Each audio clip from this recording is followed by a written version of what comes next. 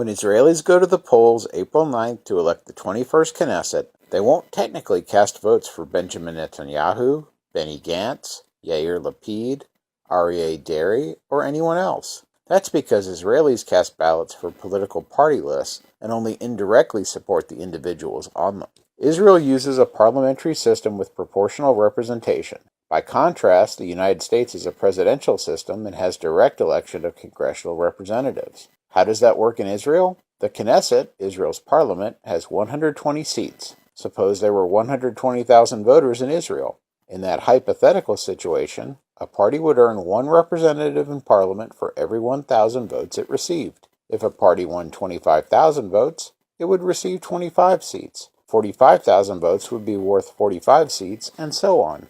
As in the United States, elections in Israel operate on the democratic principle of one person, one vote for all citizens 18 or older, regardless of sex, ethnicity, or religion. Muslim and Christian citizens of Israel have the same voting rights as Jewish citizens.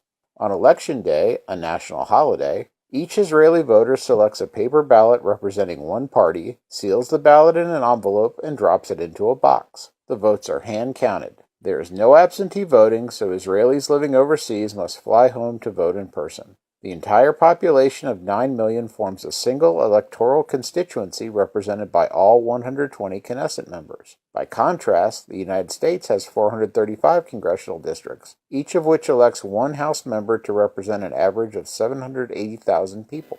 Israel has been a single nationwide district since the first Knesset election in January 1949. When the War of Independence and fluid borders made it difficult, if not impossible, to carve out electoral districts. The 1958 Basic Law of the Knesset, the first of a dozen basic laws enacted by Israel in lieu of a constitution, made the single district system permanent.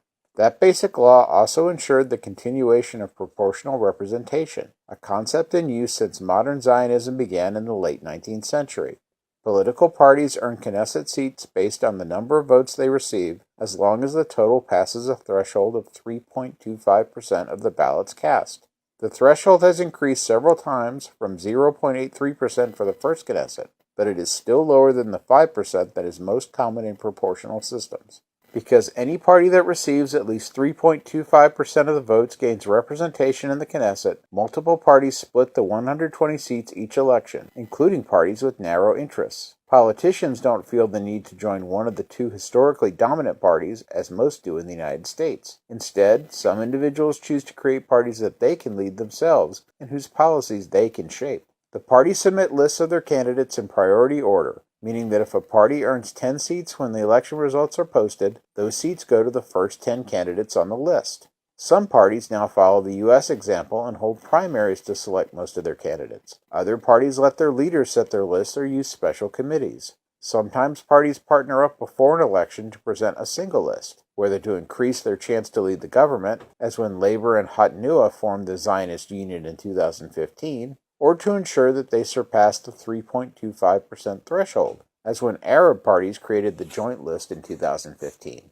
The parties have to make such agreements before the deadline for submitting their candidate lists, approximately 55 days before an election. Even with combined lists, Israelis had 25 party options at their polling places in 2015, when 10 lists representing 16 parties and merged groups received enough votes to claim Knesset seats. Likud won the most seats with 30, while Meretz had the fewest with 5.